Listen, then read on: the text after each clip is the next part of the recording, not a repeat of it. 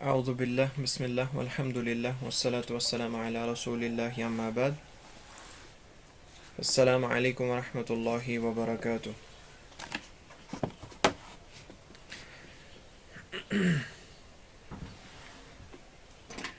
رب اشرح لی صدری ویسر لی امری واحلل عقدۃ من لسانی یفقهوا قولی. رب زدنا علما اللهم نسألك علما نافعا وعملا متقبلا ورزقا طيبا. اللهم اجعل القرآن ربيع قلوبنا ونور أبصارنا وشفاء صدورنا آمين يا رب العالمين.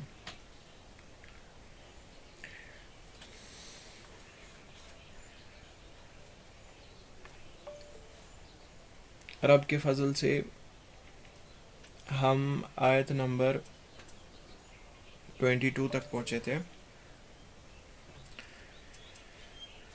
اور ان 22 آیتوں میں ہم نے دیکھا تھا بنیادی موضوع جو پہلا اس کا ہے یا پہلا قصہ ہم بولے اس سورہ کا، وہ اصحاب کہف کے بارے میں ہے. تو اصحاب کہف کے ساتھ کیا واقع ہوا، ان کا قصہ کیا ہے، یہ کچھ آیتوں میں ہم نے پڑھا. اس کے بعد ہم اس پوائنٹ پر پہنچے تھے جس میں اللہ تعالیٰ فرماتے ہیں بعد اعوذ باللہ من الشیطان الرجیم وَلَا تَسْتَفْتِ فِيهِمْ مِنْهُمْ أَحَدًا. پچھلے درس میں ہم نے دیکھا تھا کہ ان کے تعداد کے بارے میں ذکر ہو رہا تھا کہ جو ان کے تعداد کے بارے میں مختلف اوپینینز تھے وہ اللہ تعالیٰ نے بیان کیے کہ کچھ لوگ کہتے ہیں کہ یہ 3 تھے اور چوتھا ان کا یعنی کتا تھا، یا کچھ لوگ کہتے تھے 5 تھے اور چھٹا ان کا کتا تھا، یا اسی طرح جو صحیح رائے ہے جو اللہ تعالیٰ ہمیں یہاں پر اشارتاً بیان کرتے ہیں کہ جو اقرب الی الصواب ہے وہ ہے یہ 6 تھے، یہ 7 تھے اور 8واں ان کا کتا تھا. اس کے بعد یہ علم جاننے کے بعد بھی اللہ تعالیٰ ہمیں بیان کرتے ہیں کہ اس کے بارے میں ڈسکشن نہ کرے، کہہ دیجئے کہ اللہ اعلم یا قل ربی اعلم بعدتہم. یہ جو تم یعنی رجمم بالغیب کر رہے ہو، تیر تکے مار رہے ہو، اس سے کوئی افادہ نہیں ہوگا حق میں. ان الظن لا یغنی من الحق شیئا. تمہارا جو ظن ہے وہ حق کو کسی طرح سے سپورٹ نہیں کرتا، وہ بس محض رجمم بالغیب ہے، تیر تکے ہیں. تو حقیقت یہی ہے جو تمہارا رب جانتا ہے یا جس کے بارے میں تمہارا رب تمہیں یعنی اطلاع کر رہا ہے. اس کے بعد ہمارے لیے یہ عبرت تھی اس میں جو اللہ تعالیٰ فرماتے ہیں فَلَا تُمَارِ فِيهِمْ إِلَّا مِرَاءً ظَاهِرًا وَلَا تَسْتَفْتِ فِيهِمْ مِنْهُمْ أَحَدًا. ان کے بارے میں خوض نہ کرے، ان کے بارے میں ان ڈیپتھ ڈسکشن نہ کرے، ایکسیپٹ جو سرسری بحث ہے جس کے بارے میں اللہ تعالیٰ نے اوپر سے بیان کی ہے، جو عبرت حاصل کرنے کے لیے جو چیزیں ضرورت ہے، جو فیکٹ چاہیے وہ اللہ تعالیٰ نے بیان کیے ہیں.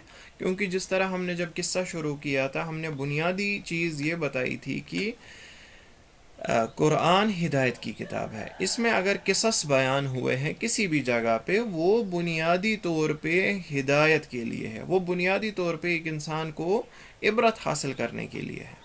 تو یہ کنٹیکسٹ یا یہ مقصد ایک انسان کی نظر میں ہونا چاہیے قرآن کا مطالعہ کرنے کے ٹائم. ہر ایک مسلمان یہ سمجھنا چاہیے کہ قرآن میں کسی بھی جگہ جو قصہ آ رہا ہے اس کے پیچھے ایک حکمت الہی ہے اور اس کے پیچھے ایک مقصد ہے، اور ہر ایک قصے کا جو بنیادی مقصد ہے وہ یہی ہے کہ انسان کی ہدایت کیسے ہو. یہ محض اساطیر الاولین نہیں ہے، یہ پرانوں کی کہانیاں نہیں ہیں کہ بس جی ہو گیا کسی سوسائٹی میں ایسے، اس کے بعد ہم اس پہ ہسٹوریکل بحث کرے یا اور زیادہ غور و خوض کرے جس میں کوئی فائدہ نہیں ہے، کوئی اخروی فائدہ نہیں ہے. تو قرآن کا بنیادی مقصد وہ نہیں ہے. اسی لیے ہر ایک قصے کو یہ بنیادی مقصد دھیان میں رکھ کے سمجھنا چاہیے، اور جب انسان یہ بنیادی مقصد سمجھے اور اسی کی طرف اپنے آپ کو فوکس کرے تب جا کے یہ یعنی جو یہاں پر آ رہا ہے فَلَا تُمَارِ فِيهِمْ إِلَّا مِرَاءً ظَاهِرًا، یعنی اس پر عمل ہوگی. جو اوپر سے اللہ تعالیٰ نے بیان کی ہے چیزیں اسی پر انسان فوکس کرے گا اور اس سے زیادہ جو موضوع ہے اس پر تعامل کرے گا. جو ہمارے لیے اس میں عبرت چھپی ہے، جو ہمارے لیے اس میں بینیفٹ کا سامان چھپا ہے اخروی زندگی کے لیے، اس پہ انسان فوکس کرے گا۔ تو اس آیت میں ہم یہ سیکھتے ہیں کہ بہت سارے لوگوں کو، اور خاص طور پہ آج کل کے زمانے میں یہ عادت ہو چکی ہے، یا ان کی طبیعت میں یہ چیز آ جاتی ہے، وہ ایسا ڈسکشن کرتے ہیں، اس بحث میں پڑ جاتے ہیں جس میں کوئی فائدہ نہیں ہے، جس میں اخروی زندگی کے لیے کوئی فائدہ نہیں ہے، اور ان کا دل جو ہے وہ اس سے پھر اس بنیاد پہ مشغول ہو جاتا ہے، امپورٹنٹ چیزیں رہ جاتی ہے، کیونکہ جب آپ نے فوکس کیا نان امپورٹنٹ چیزوں پہ اور ایسی چیزوں پہ جس سے آپ کا وقت بھی ضائع ہو جائے گا اور کوئی فائدہ نہیں حاصل ہوگا، just for the sake of it جان لیا، لیکن اس سے پھر کوئی پازیٹیو چیز حاصل نہیں ہوئی، تو اس سے انسان بنیادی مقصد سے دور رہ جاتا ہے۔ اسی لیے ہمیشہ کوشش کرنی چاہیے اہم چیزوں کو گریب کرنے کی، اور وہ چیز دیکھنے کی جس سے آپ کا فائدہ ہوگا۔ جس طرح میں ہمیشہ بتاتا ہوں، آخرت کے بارے میں انسان کو خود غرض رہنا ہے، اپنے وقت کے بارے میں خود غرض رہنا ہے۔ اگر انسان just for the sake of discussion کسی کے ساتھ، یا just for the sake of knowledge کوئی چیز، کوئی بحث کرے، لیکن ان دا لانگ رن اسے پتہ چلے کہ اس میں کوئی فائدہ نہیں تھا میرے لیے، یہ جاننا یا یہ نہ جاننا، اس سے میرے آخرت پہ کوئی اثر نہیں پڑا، تو بہتر ہے اپنا وقت بچائیں، حکمت سے، دانائی سے اس پر عمل کرے اور ان چیزوں کو چھوڑ دیں۔ جیسے یعنی بہت ساری علماء اس اپنی کتابوں میں بیان بھی کرتے جو پوائنٹس آف ڈسکشن رہے ہیں قرآن میں، اور جس سے یعنی کوئی خاص فائدہ نہیں ہوا، یا میں یہ بتاؤں کہ کوئی فائدہ نہیں ہوا، وہ رہے ہیں جیسے مثال کے طور پر اصحاب کہف کے کتے کے بارے میں ڈسکشن، یا حضرت آدم اور حضرت حوا علیہم السلام، انہوں نے جس پیڑ سے کھایا وہ کون سا پیڑ تھا، یا وہ جو پھل تھا وہ کون سا پھل تھا، یا اسی طرح موسیٰ علیہ الصلوۃ والسلام، ان کا جو عصا تھا وہ کس پیڑ سے تھا۔ مطلب یہ سارے کویشچنز جو ہے، یہ کسی for the sake of information, academic discussions کے لیے، یعنی ان پر وقت گزارنا، اس سے کوئی ٹھوس ہمیں یعنی فائدہ، اخروی فائدہ حاصل نہیں ہوگا۔ مثال کے طور پہ اب موسیٰ علیہ الصلوۃ والسلام کا عصا جو تھا وہ کس پیڑ سے تھا، کیا تھا، اس سے کوئی فائدہ نہیں ہے، ظاہری طور پہ اب ہم اگر دیکھیں اس سے کوئی فائدہ نہیں ہے۔ آپ کے لیے وہ انفارمیشن سامنے آئے نہیں آئے، یا آپ اس میں اکیڈمکلی بحث کریں، پھر یعنی مثال کے طور پر ان کی جگہ پہ دیکھیں کون سے پیڑ تھے، پھر پروبیبلٹی کیا ہے کس پیڑ وغیرہ وغیرہ، جو بھی آپ اس میں ٹائم خرچ کریں گے اس کا کوئی پوائنٹ نہیں، اور میں بتا رہا ہوں کہ اس میں بحث ہوئے ہیں ان چیزوں پہ، ان ٹاپکس پہ۔ اسی لیے یہاں پر ہمارے لیے عبرت آ رہی ہے کہ ان چیزوں کے بارے میں، اور خاص طور پہ جن چیزوں کے وصول کے لیے کوئی راستہ نہیں ہے، لائک کہ وہاں اس پوائنٹ تک اس چیز کو ویریفائی کرنے کے لیے کوئی آپ کے پاس ٹھوس دلیل نہیں ہے، تو خاص طور پہ ان چیز سے اعراض کرنا چاہیے، اجتناب کرنا چاہیے، چھوڑ دینا چاہیے۔ اسی طرح بہت سارے ایسے واقعات ہیں یعنی قیامت کے بارے میں، کہ قیامت ایگزیکٹلی کیسے برپا ہوگی، اس کو سائنٹیفکلی انالائز کرنا۔ اب قیامت کیسے برپا ہوگی، اللہ تعالیٰ نے ہمارے لیے اس میں بہت آثار چھپا یعنی بیان کیے ہیں، بہت خبریں آئی ہیں، بہت احادیث ہے، لیکن اس کے بعد ایگزیکٹلی اس کو پھر فزیکل ورلڈ میں ٹرانسلیٹ کرنا وہ بہت مشکل ہے، اس پر ٹائم کرنا، خرچ کرنا، یہ عقل مندوں کا کام نہیں ہے۔ دوسرا پوائنٹ جو ہم اس میں سیکھتے ہیں، وَلَا تَسْتَفْتِ فِيهِمْ مِنْهُمْ أَحَدًا، دونوں اعتبارات سے اس کا یعنی مفہوم ہے۔ پہلا یہی کہ اگر کویشچن irrelevant ہے، یعنی اس سے کوئی فائدہ حاصل نہیں، جس طرح ابھی بیان ہوا، تو اس کے بارے میں یعنی استفتاء نہ کرے، اس کے بارے میں فتویٰ نہ پوچھے، اس کے بارے میں سوال نہ کرے۔ علماء کی کیٹیگری تھی جو یعنی تاریخ میں، ہماری تاریخ میں، فقہ کی تاریخ میں ایک ایسا گروپ آیا جو ارائیون کے نام سے مشہور تھا۔ وہ کیا کرتے تھے، وہ واٹ ایفرس پکارے جاتے تھے، اگر آپ انگلش میں اس کو ٹرانسلیٹ کریں گے، مطلب وہ ہر کویشچن کو واٹ ایف کے بنیاد پہ شروع کرتے تھے فقہ کے بارے میں، یعنی واٹ ایف ایسا ہو، واٹ ایف ایسا ہو، واٹ ایف ایسی سچویشن کریٹ ہو، یعنی وہ سچویشنز کریٹ کرتے تھے اور علماء سے ویسا سوال کرتے تھے کہ ہو سکتا ہے ایسا ہو، تو اس کے بارے میں اسلام کیا بولتا ہے۔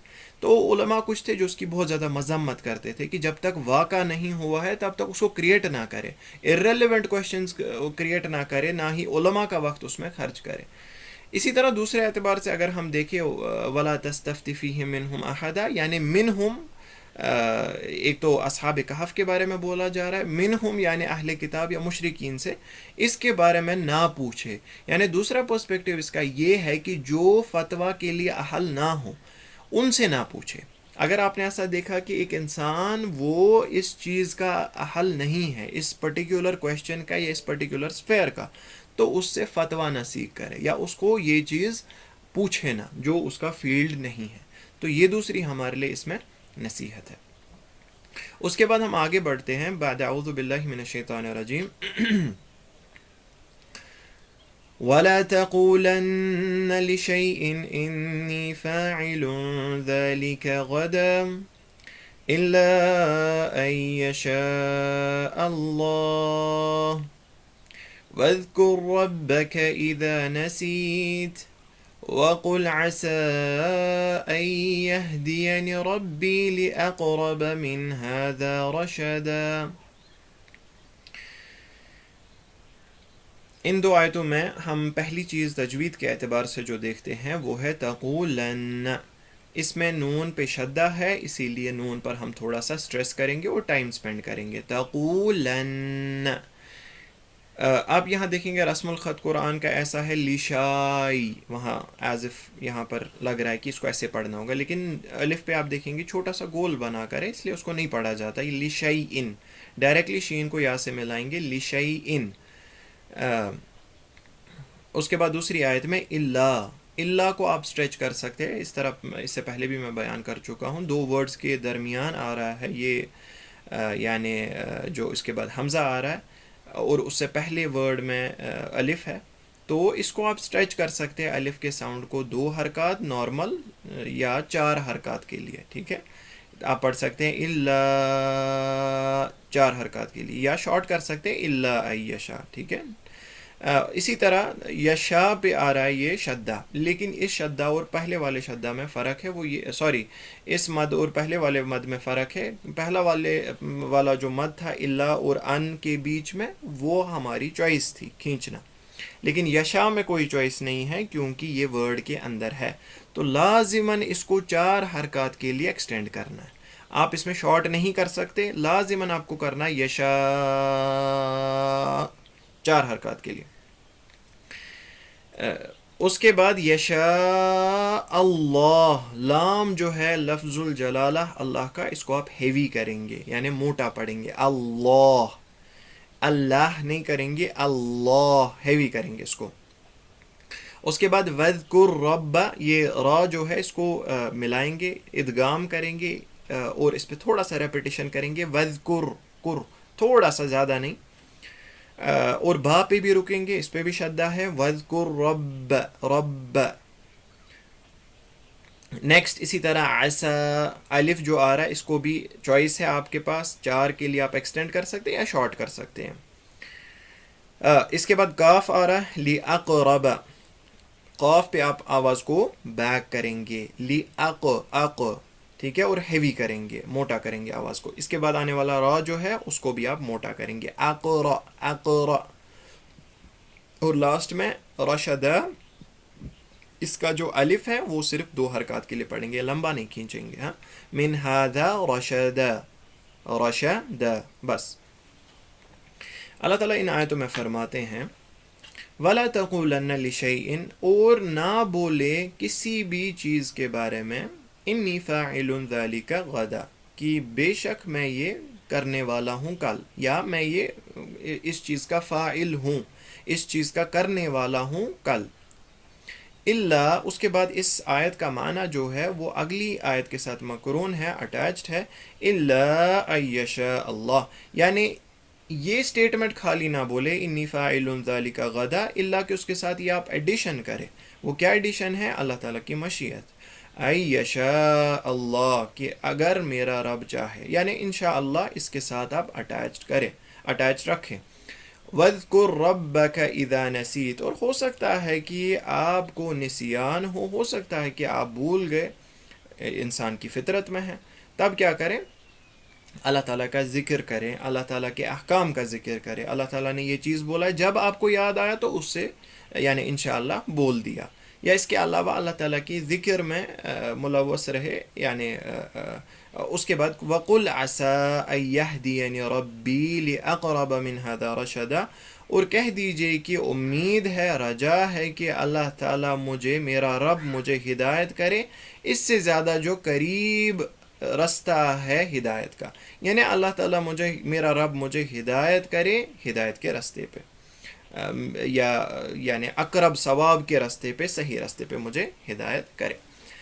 تو دیکھیں یہاں پر جو کنٹیکسٹ بن رہا ہے وہ یہی ہے کہ جس طرح مفسرین کرام بیان کرتے ہیں، وہ کہتے ہیں کہ جب رسول اللہ صلی اللہ علیہ وسلم کو سوال کیا گیا کچھ چیزوں کے بارے میں، جیسے اصحاب کہف کے بارے میں یا ذوالقرنین کے بارے میں، جس طرح ان کا قصہ بھی آ رہا ہے آگے، یا اسی طرح جو 3 سوال کیے گئے، یا روح کے بارے میں بھی اس میں ایک سوال تھا، تو رسول اللہ صلی اللہ علیہ وسلم چونکہ حریص تھے دین کی ہدایت کے لیے، اس سے پہلے بھی بیان کر چکا ہوں، وہ بہت ہی زیادہ اس چیز پر حریص تھے کہ لوگوں کی ہدایت ہو جائے، لوگ صحیح راستے پر آ جائے، لوگ یہ ویریفائی کرے کہ میں جو لے کے آیا ہوں وہ حق ہے، اس میں کوئی شک نہیں ہے، اور اس کے بنیاد پر وہ ایمان لائے۔ اسی لیے رسول اللہ صلی اللہ علیہ وسلم کے تمام ایکشنز جو تھے، جو یعنی دین کی طرف پکارتے تھے، وہ ہمیشہ یعنی زیل اور انرجی کے ساتھ ہوتے تھے۔ اسی طرح رسول اللہ صلی اللہ علیہ وسلم سے جب یہ 3 سوال کیے گئے تو رسول اللہ صلی اللہ علیہ وسلم کا جواب تھا اس کے بارے میں کہ میں آپ کو کل خبر دیتا ہوں اس کی، اور رسول اللہ صلی اللہ علیہ وسلم اس ٹائم انشاءاللہ یا اللہ تعالیٰ کی مشیت کے ساتھ اس کو کہنا بھول گئے۔ تو اس کے بعد کیا ہوا، رسول اللہ صلی اللہ علیہ وسلم کو توقع تھی کہ وحی آئے گی اور وحی کی بنیاد پہ میں اس کا جواب دوں گا، میں ان سوالات کا جواب دوں گا، کیونکہ انہیں یعنی جو اس سے پہلے بھی سوالات ہوئے تھے، انہیں پتا تھا کہ رب اس کے بارے میں ان کی ہدایت فرمائیں گے، تو اسی طرح انہوں نے وحی کے بیسڈ پر ایک وعدہ کیا، لیکن اس وعدے کو اللہ تعالیٰ کی مشیت کے ساتھ نہیں جوڑا۔ پھر کیا ہوا، جو وحی تھی وہ 15 دن کے لیے رک گئی۔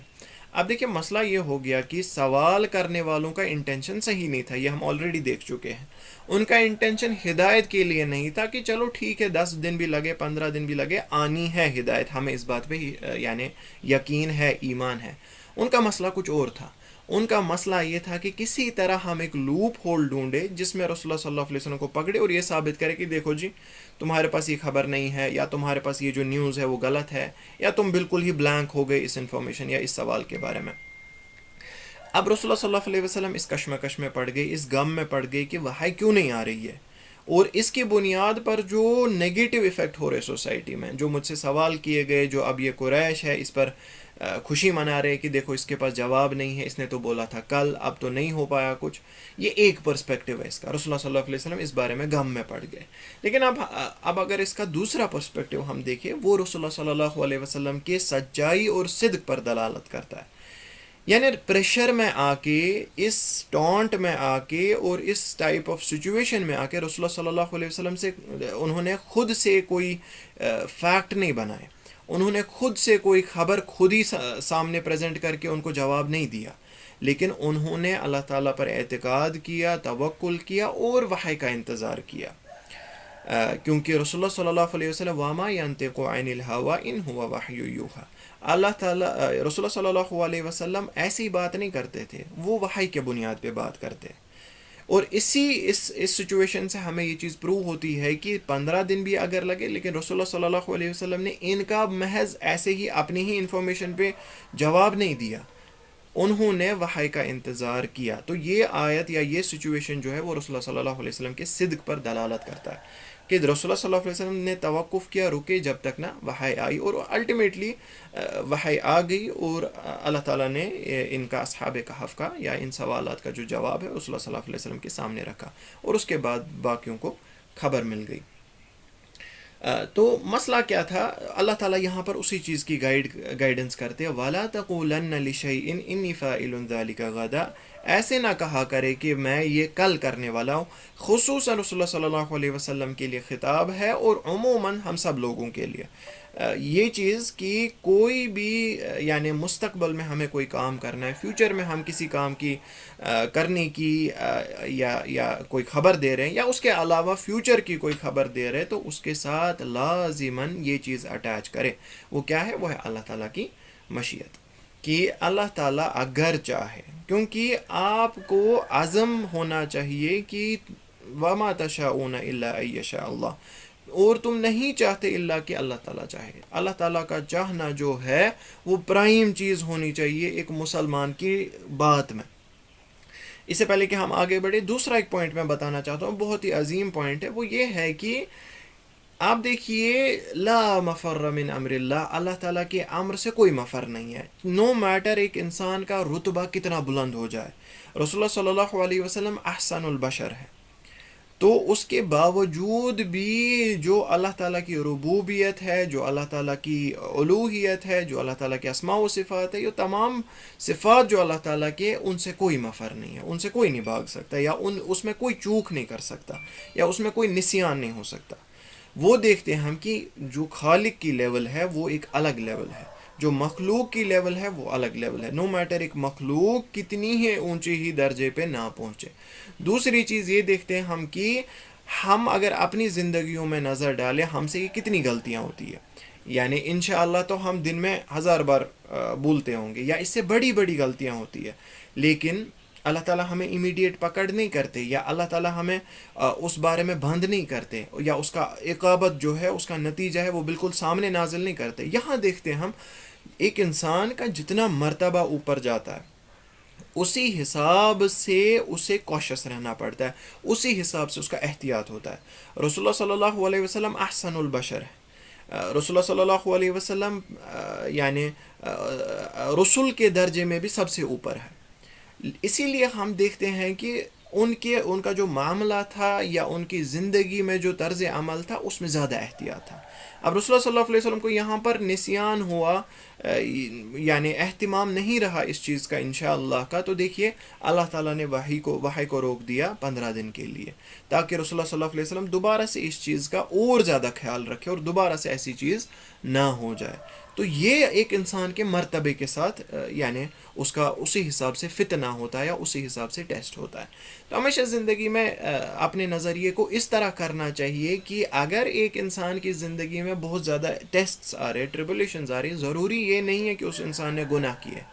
جس طرح آج کل کا پرسپیکٹو بہت چل رہا ہے، یا عام طور پہ ایک انسان جو غافل ہوتا ہے، جو جاہل ہوتا ہے، وہ یہ سمجھتا ہے کہ چلو ایک انسان کو اس کی زندگی میں مصائب ہے، مصیبتیں ہیں، تو اس نے بہت سارے گناہ کیے ہوں گے. میں جی بالکل فری بیٹھا ہوں، مجھے مال بھی ہے، فیملی بھی اچھے سے سب کچھ ہے، دیکھو اللہ تعالیٰ مجھ سے راضی ہے. یہ دھوکہ ہے، ٹھیک ہے.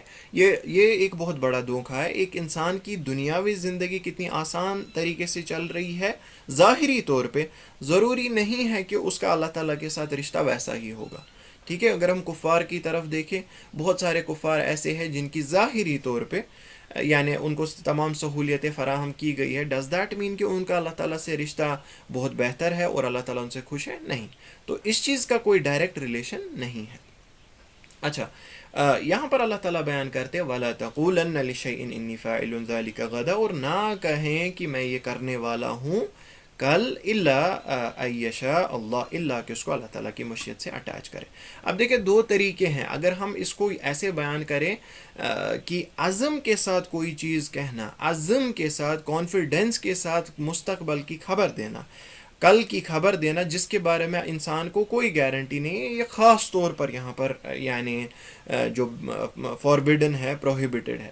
کیونکہ یہاں پر جو اسلوب استعمال کیا گیا ہے انی فاعل ذالک غدا، اس سے یعنی جو معنی پیدا ہوتا ہے وہ یہی ہے کہ عزم کے ساتھ، پورا 100% وثوق کے ساتھ یہ بولنا، ہاں جی یہ تو ہونا ہی ہونا ہے کل، جس طرح ہم بھی اپنے اسلوب میں بیان کرتے ہیں، یا انگلش میں بھی ہم بیان کرتے ہیں کنسیڈر اٹ ڈن.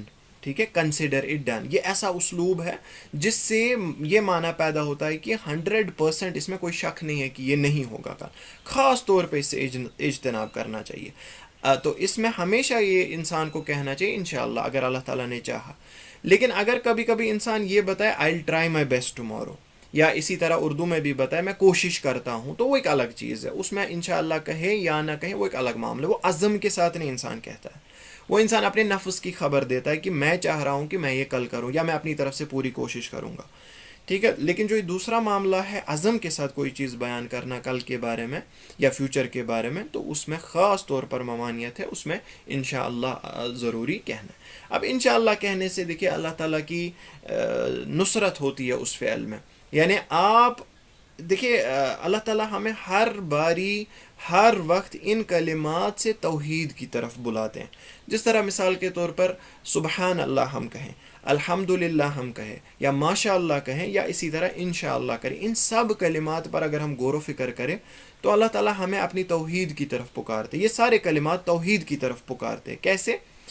انشاءاللہ میں جو مشیت کا پہلو ہے، ہم اس چیز کا اقرار کرتے ہیں کہ الٹیمیٹلی جو مشیت ہے جس سے دنیا چلتی ہے، یا دنیا میں جو بھی سارے امور ہوتے ہیں، اس میں سب سے پرائم امپورٹنٹ چیز جو ہے وہ اللہ تعالیٰ کی مشیت ہے. اور ہم گویا کہ اس چیز کا اقرار کرتے ہیں وَمَا تَشَاءُونَ إِلَّا أَن يَشَاءَ اللَّهُ. جب تک نہ اللہ تعالیٰ چاہے، تب تک کوئی پوری دنیا چاہے، تب تک سب لوگ چاہے، کچھ نہیں ہونے والا. یعنی اس چھوٹے سے کلمے سے انشاءاللہ سے گویا کہ ہم اللہ تعالیٰ کی توحید کا اقرار کرتے ہیں، ہم اپنے ایمان کو تازہ کرتے ہیں. ہم یہ دل سے بیان کرتے ہیں کہ ہاں میری طرف سے پورا ایفرٹ ہوگا، یا میرے زون کے حساب سے ایسا ہونا چاہیے گا، لیکن انشاءاللہ اگر اللہ تعالیٰ نے چاہا، پرائم چیز وہی ہے، یعنی بنیادی طور پہ اگر اللہ چاہے تب اس چیز کا ہونا ممکن ہے. اسی طرح انشاءاللہ کہنے سے برکہ حاصل ہوتی ہے.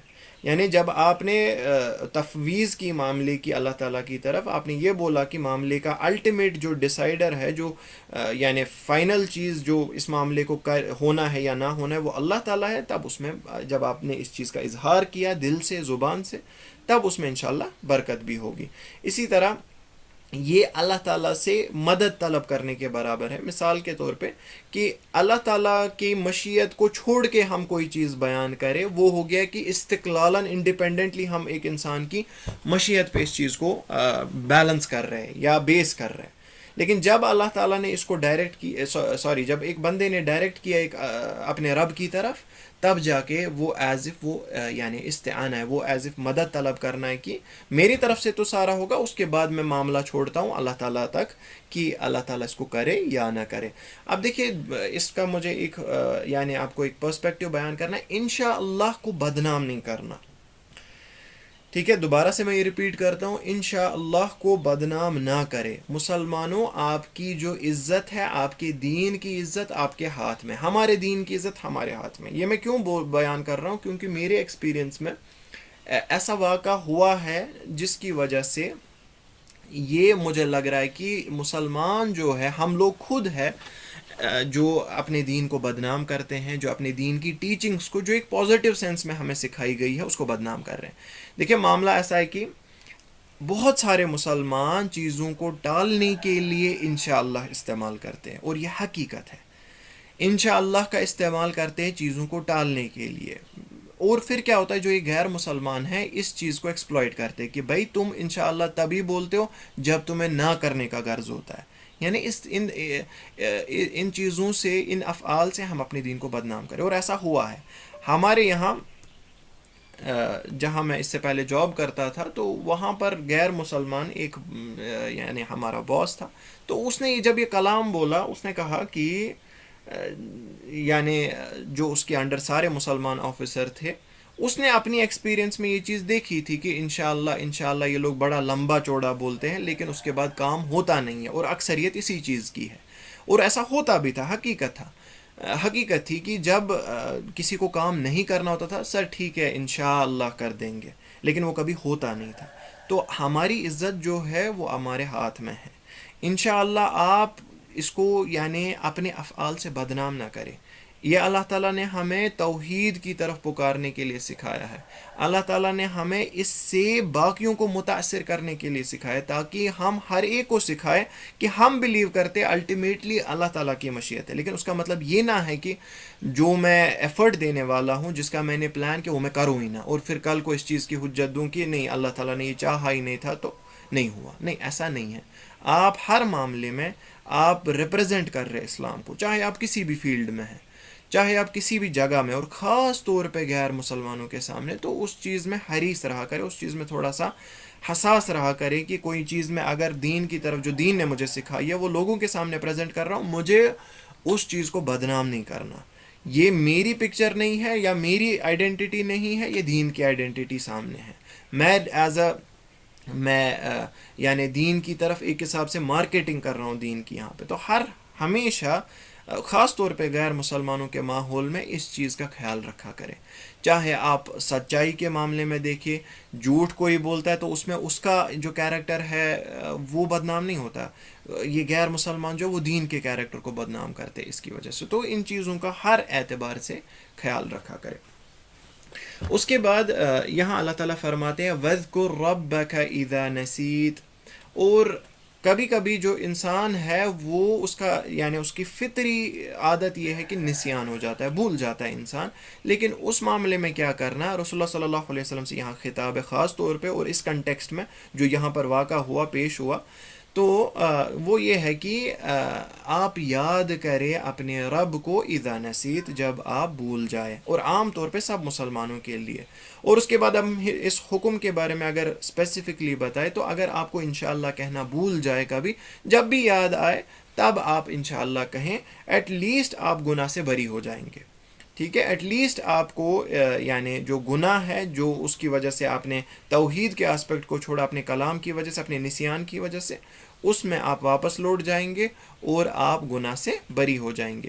اور یعنی نسیان کے بارے میں جنرل گائیڈنس کیا ہے شریعت کی، وہ ہمیں معلوم ہے، ربنا لا تؤاخذنا ان نسینا واخطانا، اے رب ہمیں، یہ ہمیں قرآن ہی سکھاتا ہے، اے رب ہمیں نہ پکڑنا کہ اگر ہم بھول جائے یا کوئی خطا کریں، جس طرح رسول اللہ صلی اللہ علیہ وسلم بھی فرماتے ہیں نماز کے بارے میں من نام عن صلاۃ او نسیہا فلیصلیھا اذا ذکرھا، اگر ایک انسان سو جائے اور اس سے نماز میں سو جائے یا بھول جائے کہ نماز پڑھنا، تو اسے پڑھنی چاہیے، تو اسے وہ نماز ادا کرنی چاہیے ایز سون ایز وہ اسے یاد آ جائے، تو ٹھیک ہے، اس بارے میں بھی انشاءاللہ کے بارے میں بھی یہی چیز یہاں بیان ہو رہا ہے کہ وَاذْكُرْ رَبَّكَ إِذَا نَسِيتَ، اللہ تعالیٰ کے اس احکام کو آپ یاد کرے، جب آپ کو بھول جائے اس کے بعد یاد آ جائے تو یہ چیز فوری طور پر کرے۔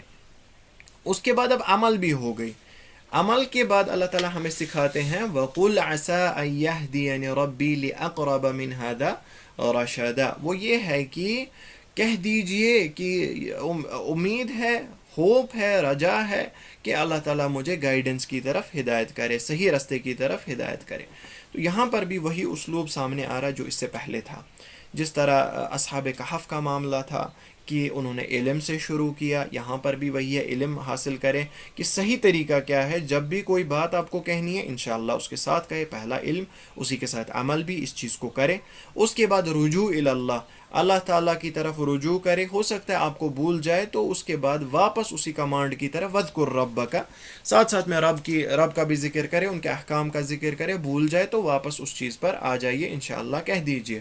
اور لاسٹ میں یہ جو سینٹنس ہے، یہ جو پوائنٹ ہے عَسَىٰ أَن يَهْدِيَنِ رَبِّي لِأَقْرَبَ مِنْ هَذَا رَشَدًا، یہ توکل کے بارے میں ہے، یعنی یہ سب کچھ کرنے کے بعد آپ امید رکھیں، توکل رکھیں کہ اللہ تعالیٰ آپ کو صحیح راستے کی طرف گائیڈ کریں گے، جس طرح اس سے پہلے اصحاب کہف کے ساتھ یہی ایگزیکٹلی ٹھیک معاملہ ہوا تھا۔ یعنی ایک انسان کو اپنی زندگی میں یہ ریسیپی سیکھنی ہے، پہلے صحیح علم کو حاصل کریں گے، اللہ تعالیٰ نے اپنی کتاب میں یا رسول اللہ صلی اللہ علیہ وسلم نے اپنی احادیث میں کیا چیز بیان کیا، ہماری شریعت کیا کہہ رہی ہے، اس کا ٹھیک علم حاصل کریں گے۔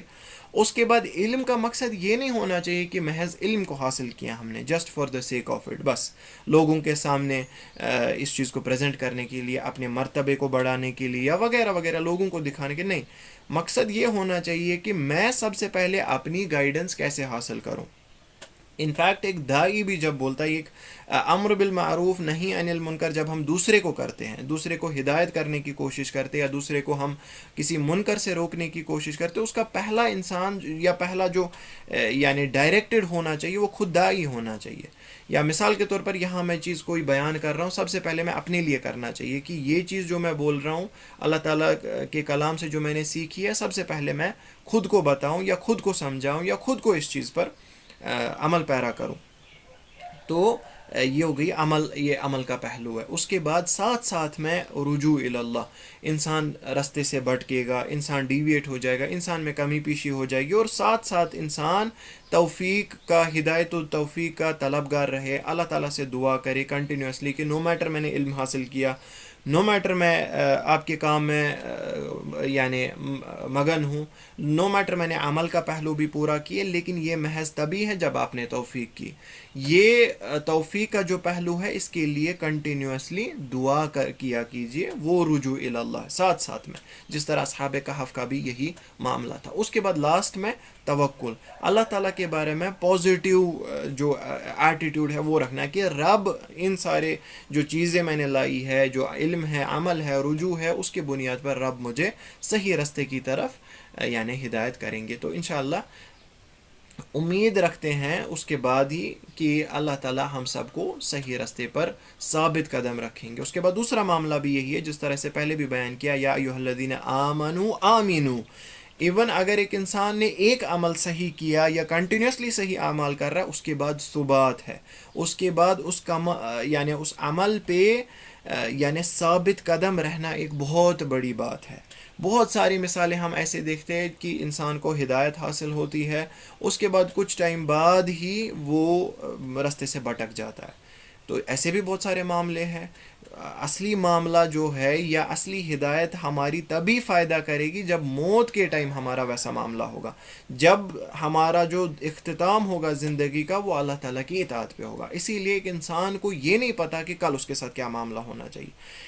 تو ہم یہاں سے یہ چیز سیکھتے ہیں کہ ہر باری کنٹینیوسلی اللہ تعالیٰ سے مدد طلب کریں کہ مجھے اور زیادہ مزید ہدایت کرے، مجھے ثابت قدم رکھے، جو چیز جو عمل میں کر رہا ہوں اس پر کم سے کم ثابت قدم رکھے.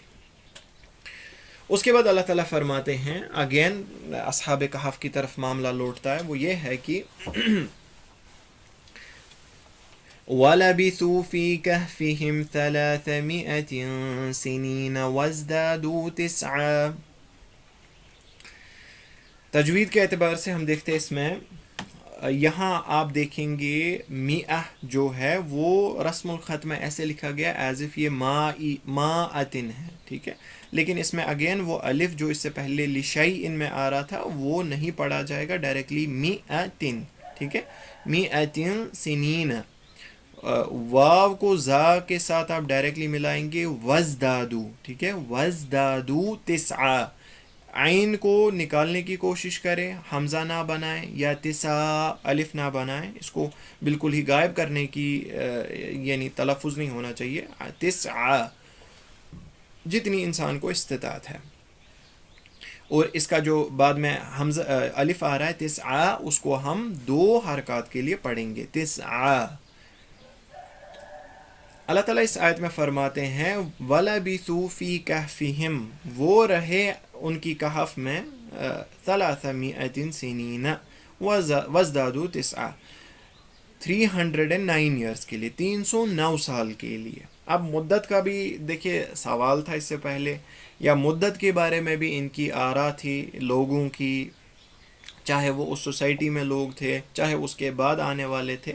تو اللہ تعالیٰ یہاں پر بیان کرتے ہیں کہ حقیقت یہ ہے وَلَبِثُوا فِي كَهْفِهِمْ 300 سنین وَازْدَادُوا تِسْعًا. حقیقت یہ ہے کہ 309 سال وہ یعنی اس کہف میں رہے. دیکھیں اب یہ کتنی غیر معمولی مدت ہے. ایک انسان کا 3 سینچریز سے زیادہ ایک غار میں یا ایک پرٹیکولر پوزیشن میں رہنا اور کھانے پینے کے بنا رہنا، یہ اللہ تعالیٰ کے معجزات میں سے، یعنی یہ اللہ تعالیٰ کی قدرت میں سے ایک ہے جو غیر معمولی طریقے پہ ہمارے سامنے پیش کی گئی ہے. یہ نارمل معاملہ نہیں ہے. یہ تبھی پاسبل ہے جب اللہ تعالیٰ کو ان کا جو یہ قصہ ہے وہ سب لوگوں کے سامنے ایز این عبرت، ایز اے لیسن پریزنٹ کرنا تھا. اب یہاں پہ مفسرین کرام بہت سارے جو مفسرین ہیں وہ یہ بیان کرتے ہیں کہ 2 آراء ہے اس کے بارے میں. ایک یہ ہے کہ 300 سنین، یہاں پر 300 کا معنی ہے 300، سنین کا معنی ہے ایئرس، تو 300 ایئرس. اللہ تعالیٰ نے الگ سے پھر بیان کیا ہے وَازْدَادُوا تِسْعًا، اور انہوں نے ایکسیڈ کیا 9.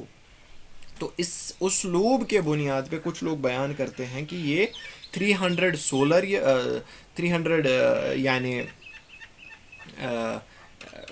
300 سولر ایئرس ہے اور 309 لیونر ایئرس ہے. ٹھیک ہے. اگر ہم اس چیز کو کنورٹ بھی کریں تو اس کا کنورژن برابر ہو جاتا ہے 309.2، لیکن اس کی کوئی دلیل نہیں ہے. ٹھیک ہے، اس کی کوئی بھی دلیل نہیں ہے. اور ہمیں یہ چیز یاد رکھنا چاہیے کہ اللہ تعالیٰ کے نزدیک جو ہے وہ یعنی حساب کتاب کا جو معاملہ ہے، ٹائم کا معاملہ جو وہ لیونر کے حساب سے چلتا ہے، جس طرح بیان بھی کرتے ہیں اللہ تعالیٰ یسألونک عن الأہلہ قل ہی مواقیت للناس والحج. یہ یعنی جو اہلہ ہے لیونر ٹائم وغیرہ جو ہے یہ مواقیت کے لیے ہے، وقت کے لیے، اور حج وغیرہ کے لیے اس کے احکام ڈیسائیڈ کرنے کے لیے. تو قرآن میں شریعت میں جو ہمیں دلیل ملتی ہے ٹائم کے بارے میں وہ لیونر میں ملتی ہے. اس لیے اس رائے کو میرے تحقیق کے بنیاد پہ، یعنی جس طرح بعض مفسرین کرام بھی اس کا رد کرتے ہیں کہ نہیں یہ لیونر ایئرس ہی ہے 309، ایک ہی اللہ تعالیٰ رائے اس میں بیان کرتے ہیں، اس میں کوئی وہ 300 سولر یا 309 لیونر وغیرہ نہیں ہے. لیکن کچھ مفسرین کرام جو اس چیز کا یعنی سپورٹ کرتے ہیں کہ یہ 301 ہے اور 309 دوسرا ہے، وہ یہ بیان کرتے ہیں اللہ تعالیٰ نے اس کے بعد کہا ہے قل اللہ اعلم بما لبثوا، کہ اللہ تعالیٰ ہی بہتر جانتے ہیں بما لبثوا. اب دیکھیں دوسرا یہاں پر پرسپیکٹیو ہے، وہ یہ ہے کہ وَلَبِثُوا فِي كَهْفِهِمْ جب آیت ہم پڑھتے ہیں، کیا یہ اللہ تعالیٰ کی طرف سے ہے یا ان کے آرا کی طرف سے یا ان کا اوپینین ہے؟ جس طرح انہوں نے پہلے بولا ثَلَاثَةٌ رَابِعُهُمْ كَلْبُهُمْ وَيَقُولُونَ خَمْسَةٌ سَادِسُهُمْ كَلْبُهُمْ، جس طرح وہ رائے تھی ان کی، کیا یہ بھی ان کی رائے ہے کہ یہ 309 ایئرس رہے اس میں، یا یہ اللہ تعالیٰ کی طرف سے یعنی کلام ہے؟ تو اس میں صحیح رائے یہی ہے کہ یہ جو ہے وَلَبِثُوا فِي كَهْفِهِمْ 309 والا جو معاملہ ہے یہ اللہ تعالیٰ کی طرف سے خبر ہے. جو کچھ مفسرین کرام وہ کہتے ہیں کہ نہیں جی یہ ان کا اوپینین ہے، یہ اللہ تعالیٰ کی طرف سے مدت نہیں ہے. وہ کہتے ہیں کہ دیکھیں اللہ تعالیٰ نے اس کے بعد ہی لایا، اس کے امیڈیٹلی بعد جو آنے والی آیت ہے وہ ہے قُلِ اللَّهُ أَعْلَمُ بِمَا لَبِثُوا، کہہ دیجئے اللہ تعالیٰ ہی بہتر جانتا ہے وہ کتنے ٹائم کے لیے رکے. تو اللہ تعالیٰ نے کیوں یہ لائی، یہ آگے سے یہ پوائنٹ کیوں لایا جب اللہ تعالیٰ نے آلریڈی بیان کیا ہے 309؟ تو رب کیوں اس اسلوب کو استعمال کرتے کہ رب ہی بہتر جانتا ہے؟ یہ رب تبھی استعمال کرے گا جب اس سے پہلے کوئی ڈسکشن ہو رہا ہوگا، اور اس کے بعد اس چیز کی نفی کرنے کے لیے، نیگیشن کے لیے اللہ تعالیٰ بیان کریں گے اس چیز میں مت پڑھو، اس ڈسکشن میں مت پڑھو، اللہ تعالیٰ ہی بہتر جانتا ہے. تو وہ ایک رائے ہے. تو پہلے ہم نیکسٹ آیت پڑھیں گے، اس کے بعد مزید بات کریں گے اس کے بارے میں. قُلِ اللَّهُ أَعْلَمُ بِمَا لَبِثُوا لَهُ غَيْبُ السَّمَاوَاتِ وَالْأَرْضِ أَبْصِرْ بِهِ وَأَسْمِعْ مَا لَهُم مِّن دُونِهِ مِن وَلِيٍّ وَلَا يُشْرِكُ فِي حُكْمِهِ أَحَدًا. لبثوا تھا ہے، اس میں سین نہیں ہے، آپ لبثو نہیں پڑھیں گے، لبثو اس کی آواز کو فینٹ کریں گے. غی جو ہے اس کو آپ غین کو ہیوی کریں گے، غی لہو غیبس، غیب نہیں پڑھیں گے. یعنی غا پڑھنے کے ٹائم، غین پڑھنے کے ٹائم یا غی پڑھنے کے ٹائم ہم اپنی زبان کی جڑ کو اوپر کریں گے. ٹھیک ہے، اس کو موٹا کریں گے، غیب السماوات والارض. اس کے بعد اب سر نہیں ہے، سین نہیں ہے، صاد ہے. با کے ٹائم ہم بیک کریں گے آواز کو، اس کے بعد صاد نکالنے کے لیے زبان کی جڑ کو اوپر کریں گے. اب سر لیکن اس پہ زیر ہے، تھوڑا سا اس کا موٹاپا کم ہو جائے گا. اور اس میں اس کے بعد ہے اسمع، یہ تھوڑا سا ڈیفیکلٹ ہو سکتا ہے، لیکن کوشش کرے جو اس کے اینڈ پہ عین ہے اس پہ جو سکون ہے، اس عین اور اس سکون کو پڑھنے کی کوشش کرے. یہ کیسے پڑھنا ہے؟ اپنی آواز کو اینڈ کرنا ہے عین کے مخرج پہ یعنی گلے پہ. آپ اسمع نہ کریں، اسمع، ایک تو عین کو نکالنا ہے اور آواز کو تھوڑا سا کنٹینیو کرنا ہے. ٹھیک ہے، اسمع ڈیفیکلٹ ہو سکتا ہے لیکن اگر آپ پریکٹس کریں تو انشاءاللہ آسان ہو جائے گا. اس کے بعد ما لہم، میم پہ رکنا ہے، شدہ ہے، ما لہم من دونہ. اس کے بعد ولی یوں، یا پہ شدہ ہے، تھوڑا سا سٹریس کریں گے ہم یہاں پہ. ٹھیک ہے، میوں ولی، ولی یوں، ولی یوں.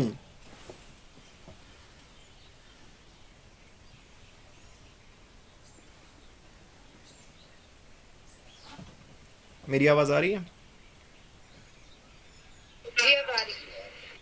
کہاں تک سنا آپ نے؟ بیچ میں ڈسکنیکٹ ہوا تھا.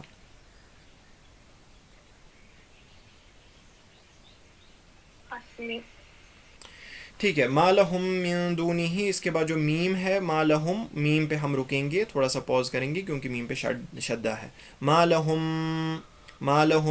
من دونہ. اس کے بعد یا ہے ولی کا جو یا ہے، اس یا پہ ہم سٹریس کریں گے. ہاں ولی یوں. اس کے بعد حکمی ہی، یہ جو ہا یا ہے اس کو آپ سٹریچ کریں گے. آپ کے پاس چوائس ہے 4 حرکات کے لیے، یعنی آپ کر سکتے ہیں حکمی ہی جس طرح میں نے پڑھا، یا شارٹ بھی کر سکتے ہیں حکمی ہی احد. جس طرح احدا کا الف نکالا اسی طرح حکمی ہی کا یا نکالیں گے 2 حرکات کے لیے بس. تو اللہ تعالیٰ اس آیت میں فرماتے ہیں قُلِ اللَّهُ أَعْلَمُ بِمَا لَبِثُوا، کہہ دیجئے یا رسول اللہ صلی اللہ علیہ وسلم، اللہ تعالیٰ ہی بہتر جانتے ہیں کہ یہ کتنے ٹائم کے لیے رکے اس غار میں. کیوں؟ کیونکہ لہو غیب السماوات والارض، ان کا معاملہ جو ہے وہ میکسیمم لوگوں سے، میں یہ کہہ سکتا ہوں کہ سب لوگوں سے چھپا. تو یہ غیب کا ہی معاملہ ہے، جو سب باقی ان اصحاب کہف اور ان کے کتے کے علاوہ جو باقی لوگوں کا معاملہ ان کے لیے غیب تھا، ان کو معلوم نہیں تھا، اس کی خبر نہیں معلوم تھی. اسی لیے اس کی خبر صرف اور صرف اللہ تعالیٰ کو پتہ ہے. لہو غیب السماوات والارض، اسی کے لیے ہے آسمان و زمین کا غیب، اسی کو یعنی غیب کی خبریں ہیں، چاہے وہ غیب آسمان کے بارے میں ہو یا زمین کے بارے میں ہو یا وما فیہن، جو بھی ان کے درمیان ہو. ہر ایک چیز کی خبر اللہ تعالیٰ کو ہے. ابصر بہ واسمع، کتنا خوب ہے وہ دیکھنے والا اور کتنا خوب ہے وہ سننے والا. ما لہم من دونہ من ولی، اور ان کے لیے نہیں ہے، چاہے آپ ان کو ڈائریکٹ کرے اصحاب کہف کی طرف یا ان کو ڈائریکٹ کرے تمام لوگوں کی طرف. ما لہم، ان کے لیے نہیں ہے اس کے سوا، اس کو ڈائریکٹ کریں گے ہم اللہ تعالیٰ کی طرف، یعنی لوگوں کے لیے نہیں ہے اللہ تعالیٰ کے سوا من ولی، کوئی ولی میں سے کوئی حامی و مددگار، کوئی دوست. ولا یشرک فی حکمہ احدا، اور کوئی شرک نہیں کرتا، کوئی مشابہت نہیں کرتا، کوئی برابری نہیں کرتا اس کے حکم میں. احدا، کوئی بھی، ٹھیک ہے، کوئی ایک بھی اس کے حکم میں برابر نہیں ہے. حکم ان الحکم الا للہ، حکم صرف اور صرف اللہ تعالیٰ کا ہے. دیکھیے اب جو اس سے پہلے ہم نے بات کی، جو اس سے پہلے آنے والی آیت تھی، کیا وہ اللہ تعالیٰ کی طرف سے انفارمیشن ہے یا وہ یہ جو لوگوں نے سامنے اوپینین پریزنٹ کیا ان میں سے ایک ہے؟ تو ہم نے یہ بتایا کہ اقرب الی الصواب جو ہے، صحیح رائے جو یہ ہے کہ اللہ تعالیٰ کی طرف سے ہی یہ مدت بیان کی گئی ہے 309 ایئرس. اب جو سوال اٹھتا ہے کہ قُلِ اللَّهُ أَعْلَمُ بِمَا لَبِثُوا، وہ یہ ہے کہ اللہ تعالیٰ کیوں بیان کر رہے پھر اس کے امیڈیٹلی بعد ہی اللہ اعلم، ٹھیک ہے، اللہ اعلم کیوں بیان کر رہے جب اللہ تعالیٰ نے آلریڈی ہمیں خبر دی ہے؟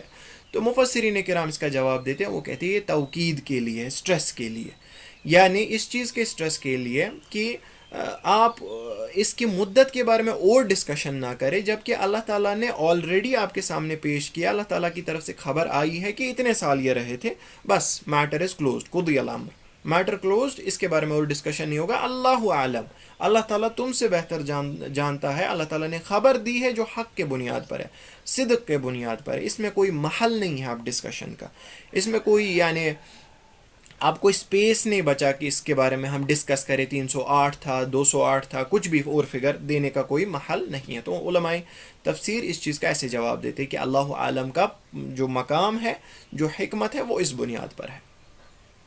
اس کے بعد ایک بہت ہی امپورٹنٹ چیز عقیدے کے اعتبار سے یہ ہے لہو غیب السماوات والارض. لہو غیب السماوات والارض، اللہ تعالیٰ کے کو ہی ہے آسمان و زمین کے غیب کی خبر. جس طرح اللہ تعالیٰ بہت ساری متعدد آیتوں میں فرماتے ہیں اس غیب کے بارے میں. اللہ تعالیٰ ایک آیت میں سورہ نمل میں فرماتے ہیں قُلْ لَا يَعْلَمُ مَنْ فِي السَّمَاوَاتِ وَالْأَرْضِ الْغَيْبَ إِلَّا اللَّهُ، کہہ دیجئے یا رسول اللہ صلی اللہ علیہ وسلم لا يَعْلَمُ مَنْ فِي السَّمَاوَاتِ وَالْأَرْضِ، کوئی نہیں جانتا آسمان و زمین میں جو بھی ہے، کوئی نہیں جانتا الغیب، غیب کے بارے میں، الا اللہ، اللہ تعالیٰ کے سوا. غیب مینز، غیب کا معنی ہے کہ جو چیز انسان کی نظروں سے چھپی ہوئی ہے یا انسان کے علم سے چھپی ہوئی ہے.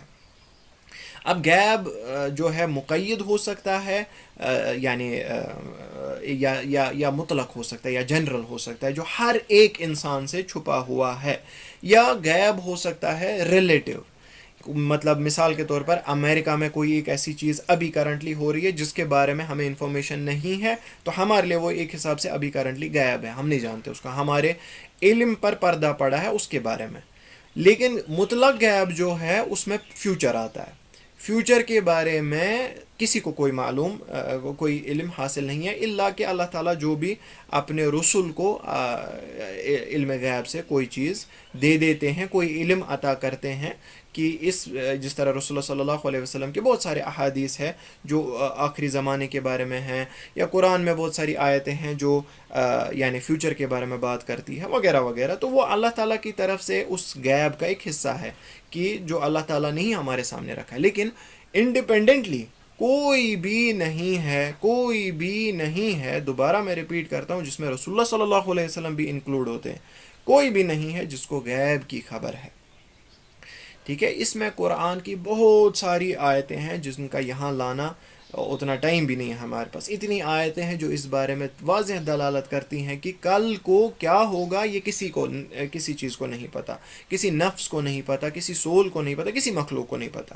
جس طرح یہاں پر بھی اللہ تعالیٰ بیان کرتے ہیں قُل لَا يَعْلَمُ مَن فِي السَّمَاوَاتِ وَالْأَرْضِ الْغَيْبَ إِلَّا اللَّهُ، الا اللہ سے مراد ہے اللہ تعالیٰ کوئی غیب کا یعنی علم ہے، باقی سب جو ہے اس کے علاوہ من فی السماوات والارض، چاہے وہ انبیاء میں سے ہو، چاہے وہ اولیاء میں سے ہو، باقی لوگوں کی تو بات ہی نہیں ہے۔ ٹھیک ہے، تو یہاں ہمیں بڑا ہی زیادہ کوشش رہنا چاہیے، اور ایک بہت ہی یعنی ایک وہ ٹھوس لیسن حاصل کرنا چاہیے اپنی زندگی میں، وہ یہ ہے کہ غیب کے بارے میں کسی کو نہیں پتہ۔ ٹھیک ہے، اب آپ کے سامنے کوئی بھی انسان آئے، چاہے وہ خود کو کتنا بھی ولی اور متقی اور یعنی کمال کا انسان، کرامت والا انسان ثابت کرنے کی کوشش کیوں نہ کرے، آپ کے لیے قرآن کی یہ آیت کافی ہے۔ اگر ایسا کوئی دعویٰ کر رہا ہے غیب کا، تو جان لیجئے کہ وہ اولیاء الرحمن میں سے نہیں ہے، وہ اولیاء الشیطان میں سے ہے۔ تو یہ آپ کے سامنے واضح ہونی چاہیے، اس میں کوئی شک نہیں ہونا چاہیے۔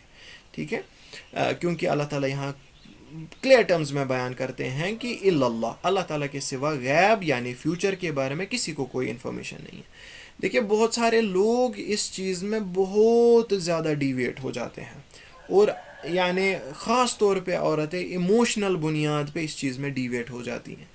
جیسے مثال کے طور پر ہماری کشمیر کی بات کریں، جو سو کالڈ سینٹس یا اولیاء کی بات کرتے ہیں ہم، کہ جس طرح کامن ٹرمینالوجی میں کوٹ ان کوٹ ہم بات کرتے ہیں اس نے کمایا ہے۔ ٹھیک ہے، یہ دیکھیے یہ کل کی انفارمیشن دے رہا ہے، اس نے ایسا کمایا ہے، ایسا کچھ نہیں ہے، ایسا کوئی بھی ایسا یعنی معاملہ نہیں ہے جس میں کمانا ہوتا ہے اور کمانے کے بعد آپ کو غیب کی خبر مل جاتی ہے۔ رسول اللہ صلی اللہ علیہ وسلم کے بارے میں بھی ایسا کچھ نہیں تھا کہ ان کو علم یعنی غیب کا علم تھا۔ ہاں، رسول ہونے کے بنیاد پہ اللہ تعالیٰ نے ان کو کچھ خبریں دی تھی غیب کی، جو انہوں نے ہمارے سامنے پریزنٹ کی، جو یعنی دھوپ کی طرح ہماری سامنے روشن ہے، احادیث کا جو ذخیرہ ہے۔ لیکن ایسے ہی رینڈملی کوئی انسان آ جائے اور وہ بولے ہاں جی میں آپ کو بھوشیہ وانی کرتا ہوں، یا میں یہ بتاتا ہوں کہ کل کو کیا ہونے والا ہے آپ کی زندگی کے ساتھ، یہ اولیاء اس شیطان میں سے ہے، یاد رکھیے۔ ٹھیک ہے، جیسے مثال کے طور پہ دیکھیے غفلت کتنی زیادہ ہے لوگوں کی۔ یہاں پر ایک آپ نے بھی اس کا نام سنا ہوگا، ایکس وائی زیڈ، نام نہیں میں لوں گا، ایک سو کالڈ سینٹ، بہت زیادہ مشہور تھا، بہت زیادہ مشہور تھا، حال ہی حال میں شاید 10-15 سال پہلے اس کی ڈیتھ ہوئی ہے۔ تو اس نے ایک بار ایک کلام جاری کیا تھا، اور مجھے یاد ہے، پرسنل ایکسپیرینس ہے میرا، کہ تشویش کتنی پھیل گئی تھی پوری کشمیر میں۔ اس نے بولا تھا کہ جن پیرنٹس کا صرف ایک بیٹا ہے تو وہ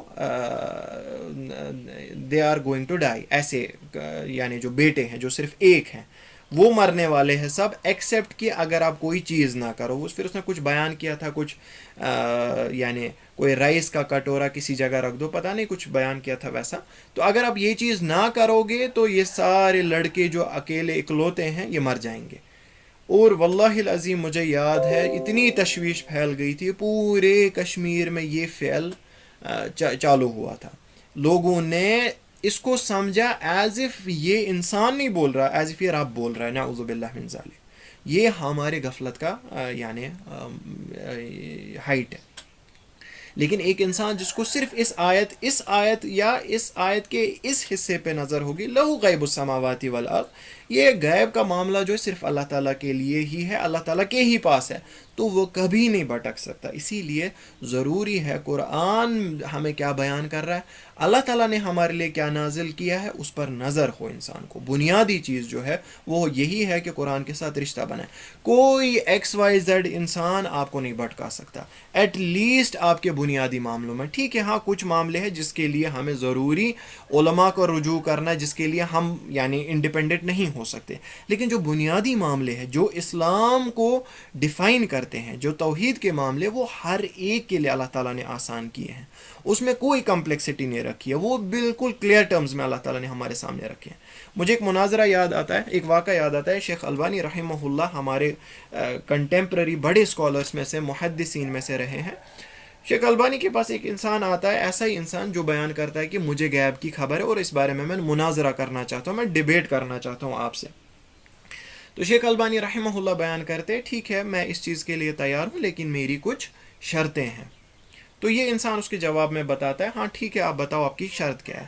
تو شیخ البانی اس کے عوض میں جواب دیتے ہیں کہ جب تمہیں میری شرطیں نہیں پتہ اور تم مجھ سے ہی پوچھ رہے ہو تو تم کیا غیب کے بارے میں مجھ سے ڈسکشن کرو گے، ختم، ڈیبیٹ ختم. تو دیکھیے، قل جاء الحق وزحق الباطل، باطل اسی ٹائم ختم ہو گیا. تو اگر آپ ایسے لوگوں سے جو بالکل سڑک پہ فقیر کی طرح بیٹھے ہوتے اور یہ بتا رہے ہوتے کہ ہم بتائیں گے آپ کے کل میں کیا ہوگا، آپ کے فیوچر میں کیا ہوگا، آپ ان کو ایسے 2 منٹ میں ایک حساب سے نا وہ سمیش کر سکتے ہو، ختم کر سکتے ہو. لیکن تبھی جب آپ کو قرآن کے بنیادی چیزوں پر نظر ہوگی. تو بنیادی چیز ہم نے یہ سیکھی کہ غیب جو ہے، کل کی خبر جو ہے، وہ صرف اور صرف اللہ تعالیٰ کو ہے، اور کوئی چیز فیوچر کے بارے میں پروفیسائز نہیں کر سکتا ایکسیپٹ کہ اللہ تعالیٰ کے جو رسول ہے انہوں نے ہمارے کو کیا اطلاع دی ہے. اس کے بعد ابصر بھی و اسمع، کتنا خوب ہے وہ دیکھنے والا، کتنا خوب ہے وہ سننے والا. یعنی اس چیز سے ہمیں اس چیز کی دلالت ملتی ہے کہ وَإِن تَجْهَرْ بِالْقَوْلِ فَإِنَّهُ يَعْلَمُ السِّرَّ وَأَخْفَى، چاہے آپ کوئی قول جو ہے وہ زور سے بولیں یا کوئی سر رکھے، فَإِنَّهُ يَعْلَمُ السِّرَّ وَأَخْفَى، آپ کوئی چیز علانیہ طور پہ بولے یا چھپا کے بولے، اللہ تعالیٰ کو اس کی خبر ہے. ما يكون من نجوى ثلاثة الا هو رابعهم ولا خمسة الا هو سادسهم. اگر کوئی ڈسکشن ہو رہا ہے کلوزڈ روم میں، تین کے بیچ اگر کوئی ڈسکشن ہو رہا ہے، چوتھا وہاں پر اللہ تعالیٰ ہے علم کے بنیاد پہ. 5 کے بیچ ڈسکشن ہو رہا ہے، چھٹا وہاں پر علم کے بنیاد پہ اللہ تعالیٰ کو ہر ایک چیز کی خبر ہے.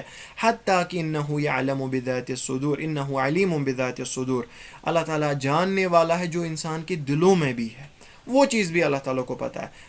یا اسی طرح اللہ تعالیٰ فرماتے ہیں ما یلفظ من قول الا لدیہ رقیب عتید، اللہ تعالیٰ نے ایسے فرشتے رکھے کہ انسان زبان سے کچھ بولے بھی اللہ تعالیٰ کو اس کی خبر پہنچ جاتی ہے. ہاں ان کو فرشتوں کی ضرورت نہیں ہے خبر کے لیے، لیکن اس چیز پر حجت قائم کرنے کے لیے، انسان پر حجت قائم کرنے کے لیے، اس کا ریکارڈ بنانے کے لیے فرشتے رکھے ہیں کرامن کاتبین جو لکھتے رہتے ہیں. اسی لیے رسول اللہ صلی اللہ علیہ وسلم نے فرمایا من کان یؤمن باللہ والیوم الآخر فلیقل خیرا او لیصمت، ایک مسلمان کے لیے جو اللہ تعالیٰ پر ایمان رکھتا ہے اور یوم آخر پر ایمان رکھتا ہے، اس کے لیے 2 ہی آپشنز شریعت نے رکھے ہیں. ایک آپشن ہے فَلْيَقُلْ خَيْرًا، وہ بہتر قول بولے، وہ خیر بولے، اَوْ لِيَصْمُتْ، اگر اب ایسا محل ہے کہ وہ خیر نہیں بول سکتا، وہ چپ رہے، اس کو نیگیٹو کوئی چیز، کوئی لفظ بولنے کی ضرورت نہیں ہے. حتیٰ کہ ایک انسان ایک کمرے میں بیٹھا ہے اور اسے کسی انسان کی کوئی نیگیٹو بات یاد آئی اور اس کی زبان سے کوئی ایسا لفظ جاری ہوا جو نیگیٹو پرسپیکٹو میں اس نے بولا، اللہ تعالیٰ کو وہ بھی معلوم ہے اور وہ بھی اس کے خلاف لکھا جائے گا. تو ہمیشہ اپنی زبانوں پر قابو رکھے. اللہ تعالیٰ ہر ایک چیز کا دیکھنے والا ہے، تو اللہ تعالیٰ کو وہی دکھائے جو اس کو پسند ہے آپ کے ذریعے. اللہ تعالیٰ ہر ایک چیز کا سننے والا ہے، اللہ تعالیٰ کو وہی سنائے جو اس کو پسند ہے، ان کو وہ نہ سنائے جو ان کو پسند نہیں ہے. کیونکہ کل وہ اعمال آپ کے سامنے رکھے جائیں گے جب بولا جائے گا اقرأ کتابک کفی بنفسک اليوم علیک حسیبا، پڑھ اپنی کتاب خود، آج کے دن کافی ہے تو اپنی نفس کا خود حساب کرے۔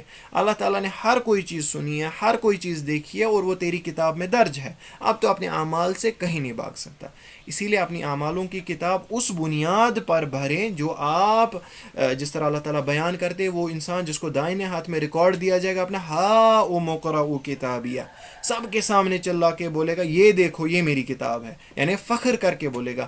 اللہ تعالیٰ ہم لوگوں کو بھی ان میں سے بنائے تاکہ ہم اپنی کتاب سب کو کل دکھائے، ہا او مقرؤ کتابیہ، یہ میری کتاب ہے، دیکھو کتنی یعنی بہتر طریقے سے میں نے اپنی زندگی گزاری ہے، دیکھو میری کتاب کتنی سجائی ہوئی ہے۔ ٹھیک ہے، تو اپنی کتاب کو اس حساب سے بھریں تاکہ کل آپ وہ کسی کو دکھانے لائق رہے، تاکہ اللہ تعالیٰ ہمیں کل ان لوگوں میں سے نہ بنائے جو بتائیں گے لم اوتا یا لیتنی لم اوتا کتابیہ، اے کاش کہ مجھے یہ میری کتاب ملی ہی کیوں، مجھے اپنے اعمال دیکھنے کی نوبت ہی کیوں آ گئی۔ اللہ تعالیٰ ہم سب کو اس مقام سے، اس پوزیشن سے بچائے۔